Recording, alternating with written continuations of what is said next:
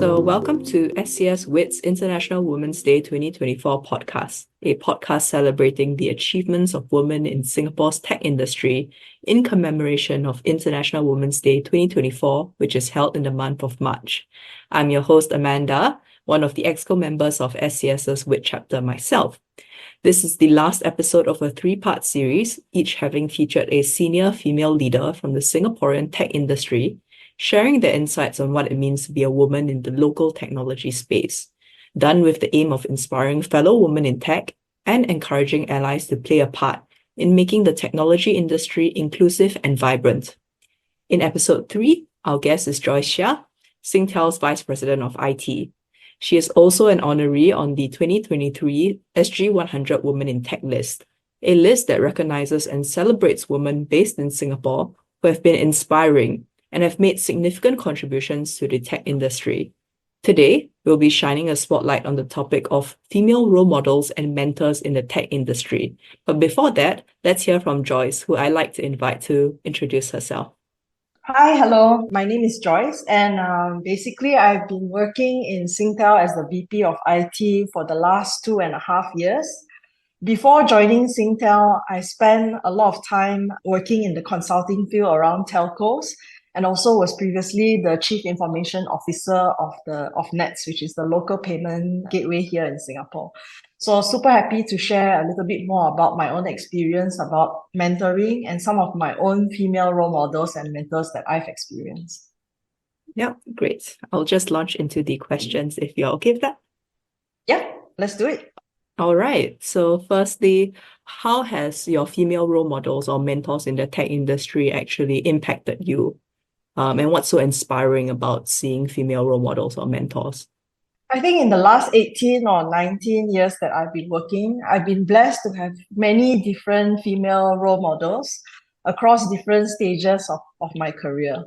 I mean, I've had supervisors who were female leaders, very strong female leaders in very multinational organizations, and not just limited to females, but also very supportive male allies who I look up to and who have taught me a lot along my career.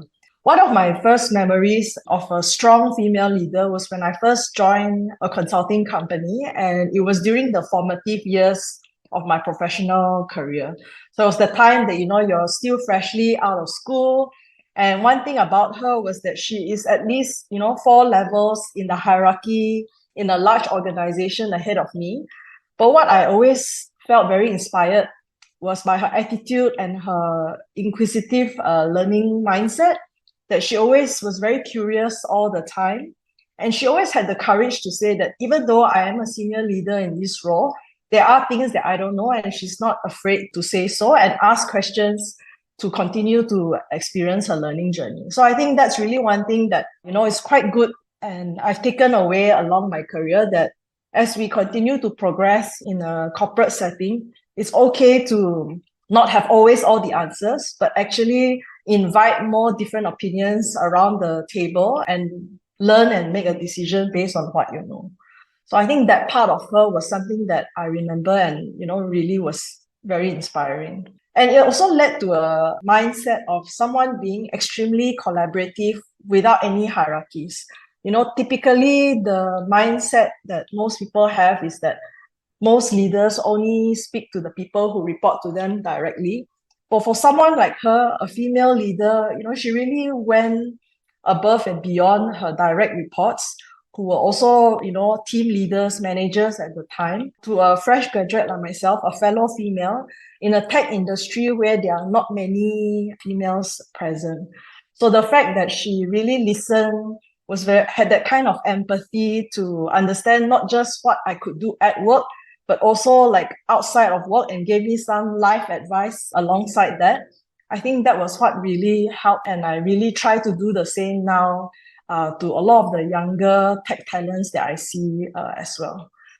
Last but not least, I think what she also shared was that she, more from a non-soft skills, is that she actually came across to be a very strong leader from a balance of both business understanding as well as deep technical or engineering knowledge. So when you have that balance, it's not just limited to just tech specifically, but also how is the tech being used in a very pragmatic fashion.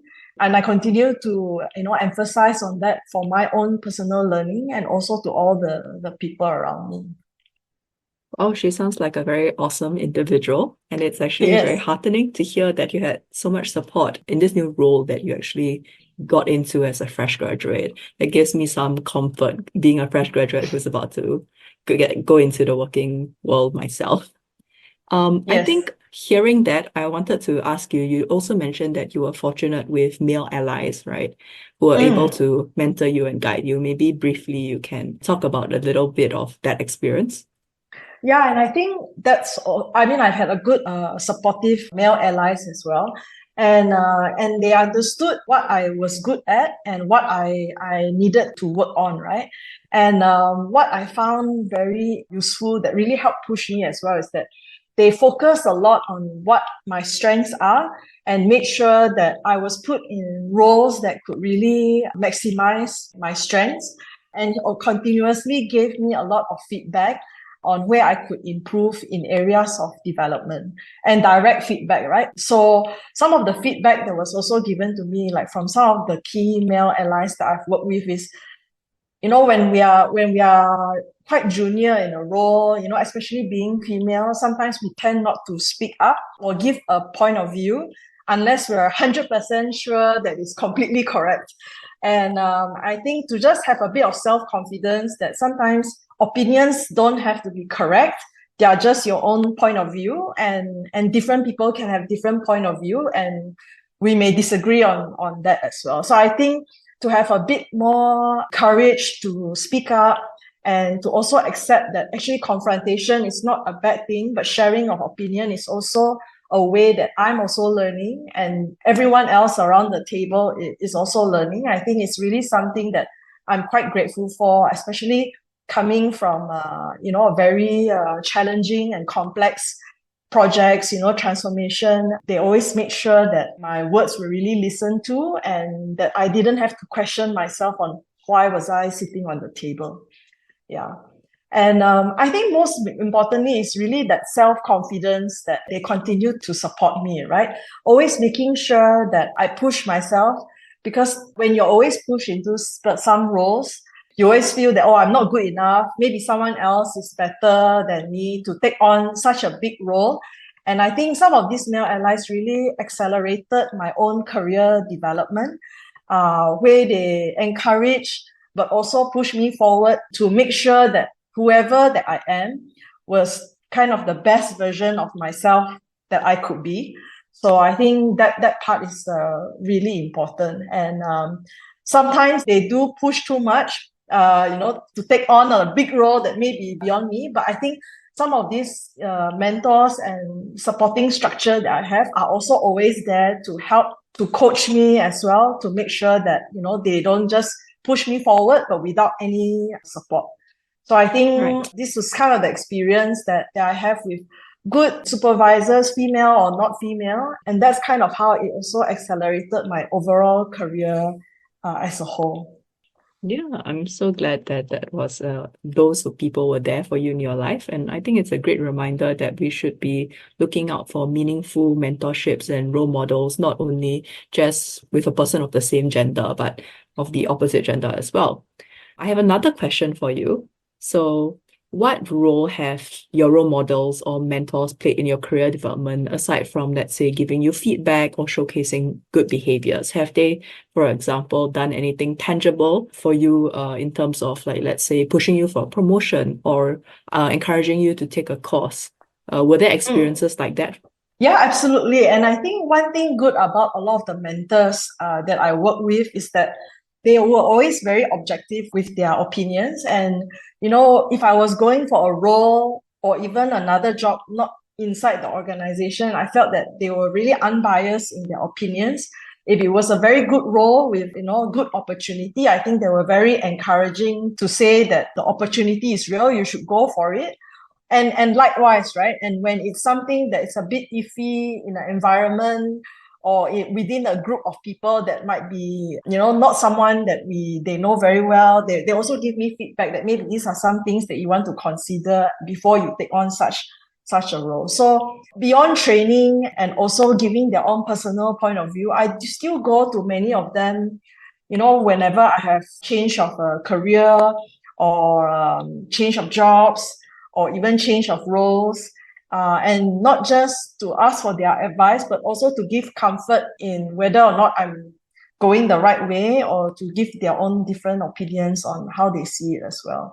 So a lot of these role models have really helped me, push me to where I am today, and at a very young age in a very short amount of time. If I were to say one of the best things that I feel that many have done for me is teaching me to teach, right? Because I think as a new team manager, I recall that I thought that being a team leader means that I get to delegate tasks that were previously being delegated to me, right? So now I get to do the delegation instead. And it can be quite off-putting. So I think sometimes, in my personal growth as well, what I feel a lot of the people around me, not just the direct supervisors, have really taught me is really, coaching me to be a coach. Making sure that it's not just about delegating tasks per se, but it's also about how do you inspire them? How do you give meaning to the work that they do? And how are you also a bit more open-minded to be less prescriptive on exactly how they do it, but more importantly is what do they achieve as the outcome that you want? So everybody goes through their own discovery, their own learning process, rather than just, like army general and pushing everyone to do what you ask them to do. So I think that is really one of the most valuable takeaways as I continue to evolve to be my own personal leader as well. The other thing that if I could impart is also like styles are very different. So I've worked with various different types of leadership styles. I've worked with the female, the empathetic, maybe a bit more detail-oriented type of leader. And I've also worked with very direct leaders, which could be quite difficult from a cultural perspective to accept. And I feel that it's quite important to learn what you can from as many different leaders that you work with, and eventually develop your own authentic leadership style so that you are very genuine to who you are, rather than trying to, emulate your role model or what you see works too much.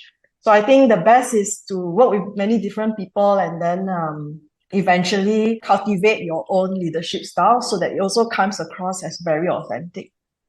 That's a very interesting point, that it is actually advantageous to expose yourself to different mentors and role models, but to incorporate what you like about them and what's authentic to your own beliefs and values. I think that's very important, and I want to thank you for highlighting that.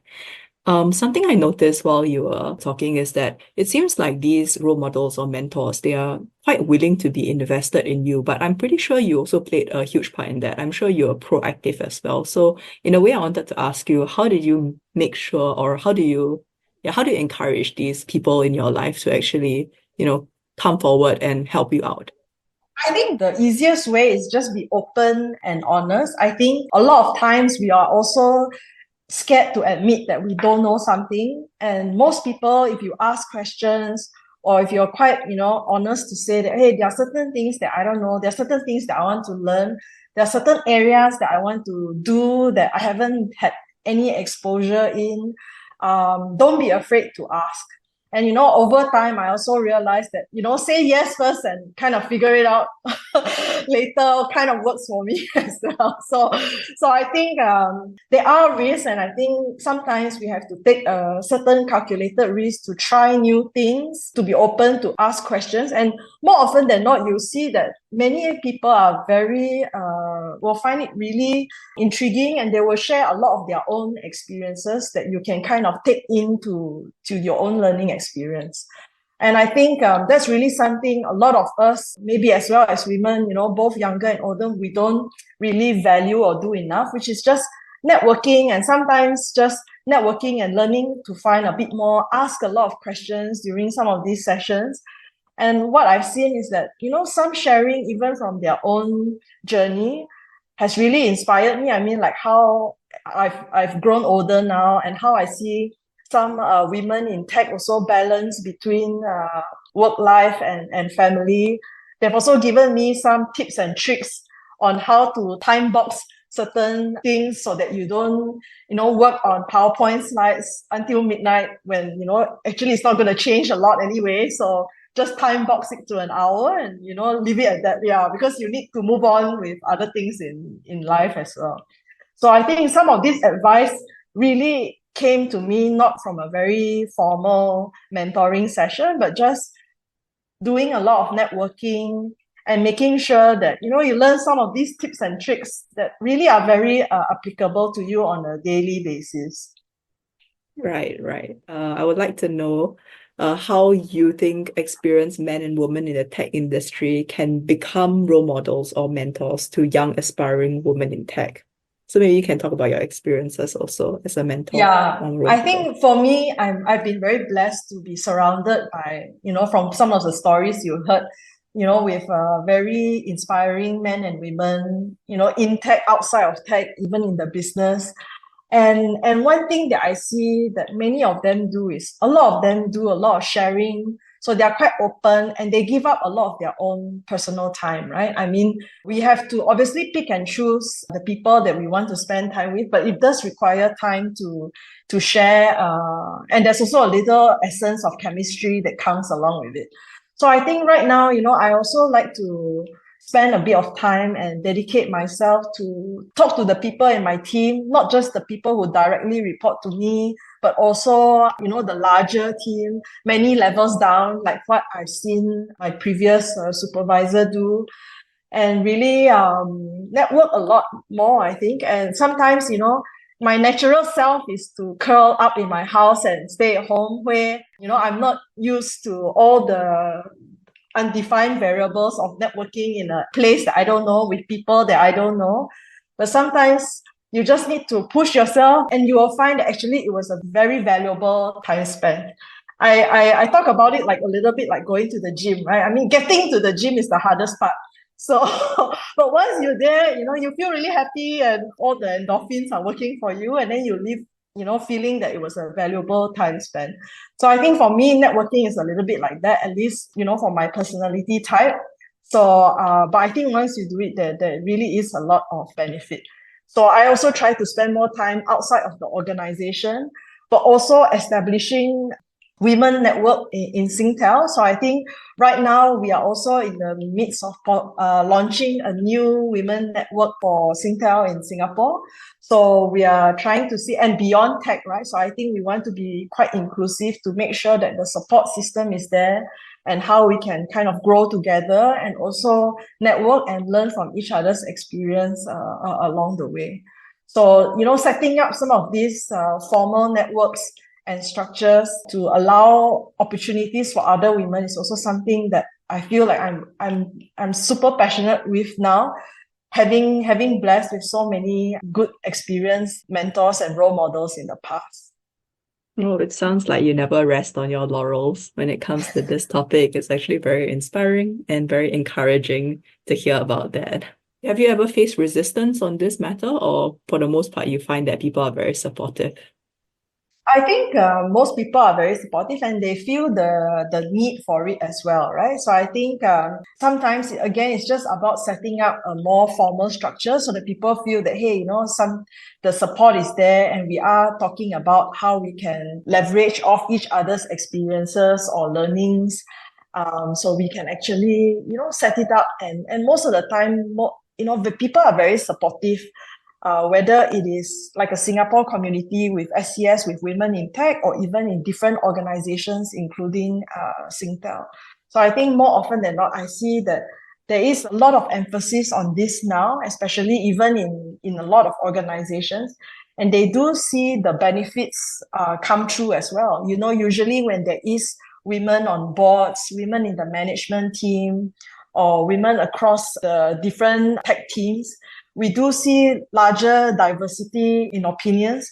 We do see how it does improve the overall performance as well. So I think when people see the results, I think it's clearly a very supportive of the cause as well. Great. And with that, I think we can end on that positive note. So with that, yeah, I think let's wrap up. So thank you for listening. That was Joyce Shia from Singtel. And today we heard opinions on the subject of female role models and mentors in the tech industry. We hope you have been inspired by our guests, and thank you so much for listening all the way through. Thank you. Thank you.